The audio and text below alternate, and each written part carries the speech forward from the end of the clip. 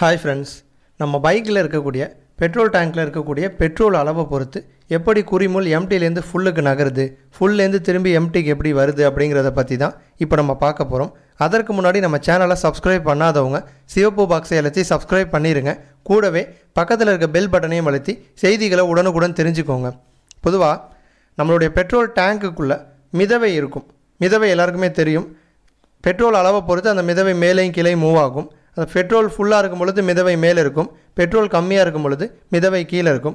அந்த மிதவை பெட்ரோல் டேங்க்குள்ளே இருக்க ஒரு ரெசிஸ்டர் கூட கனெக்ட் ஆகிருக்கும். ரெசிஸ்டர் அப்படிங்கிறது தடை, கரண்ட்டை தடுக்கக்கூடியதான் ரெசிஸ்டர். பேட்டரியிலேருந்து கரண்ட்டு நேராக ரெசிஸ்டருக்கு வரும். ரெசிஸ்டர்லேருந்து அவுட்புட் கரண்ட்டு நேராக ஒரு காயிலுக்குள்ளே போகும். அந்த காயிலோட தான் குறிமுள்ள கனெக்ட் பண்ணியிருப்பாங்க.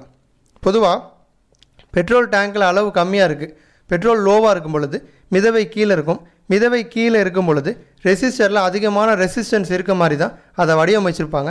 ரெசிஸ்டன்ஸ் அப்படிங்கிறது தடை. தடை அதிகமாக இருக்கும்போது என்ன ஆகும், அந்த சர்க்யூட்டில் கம்மியான கரண்ட்டு தான் பாஸ் ஆகும். கம்மியான கரண்ட்டு போகும்போது கம்மியான கரண்ட்டு ரெசிஸ்டர்லேருந்து நேராக அந்த மேக்னெட்டிக் காயிலுக்குள்ளே போகும். மேக்னெட்டிக் காயிலுக்குள்ளே ஒரு ரெசிஸ்டன்ஸ் மெட்டீரியல் அப்படின்னு ஒன்று வச்சுருப்பாங்க. பெட்ரோலோட அளவு கம்மியாக இருக்கும் பொழுது கம்மியான கரண்ட்டு தான் சர்க்யூட்டுக்குள்ளே போகும். கம்மியான கரண்ட்டு போகும் பொழுது அந்த மெட்டீரியல், ரெசிஸ்டன்ஸ் மெட்டீரியல் அதே பொசிஷனில் தான் இருக்கும். அப்போ பெட்ரோல் அந்த பெட்ரோல் காஜில் எம்டியை காட்டும். பெட்ரோல் போட்டோம், டேங்க் ஒரு 3/4 டேங்க் இருக்குது அப்படிங்கிறப்ப என்ன ஆகும், மிதவை மேலே போகும். மிதவை கொஞ்சம் கொஞ்சமாக மேலே போக போக ரெசிஸ்டன்ஸ் குறையும். அதாவது பெட்ரோலோட அளவும் ரெசிஸ்டன்ஸும் எதிர்மறையாக இருக்கும். பெட்ரோல் கம்மியாக இருக்கும்போது ரெசிஸ்டன்ஸ் அதிகமாக இருக்கும், பெட்ரோல் அதிகமாக இருக்கும்போது ரெசிஸ்டன்ஸ் கம்மியாக இருக்கும். அப்போ ரெசிஸ்டன்ஸ் கம்மியாக இருக்கும் பொழுது அந்த சர்க்யூட்டுக்குள்ளே கரண்ட் அதிகமாக பாஸ் ஆகும்.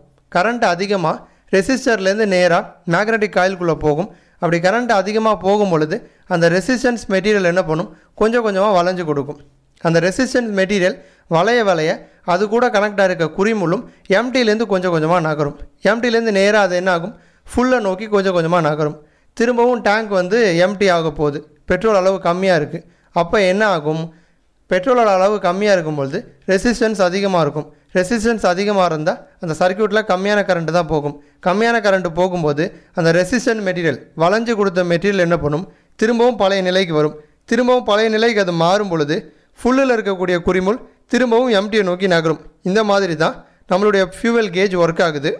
இந்த வீடியோவை பற்றினா உங்களது கருத்துக்களை கமெண்ட் பண்ணுங்கள். இந்த வீடியோ உங்களுக்கு பிடிச்சிருந்துச்சு அப்படின்னா உங்களுடைய நண்பர்களுக்கும் ஷேர் பண்ணுங்கள். நன்றி.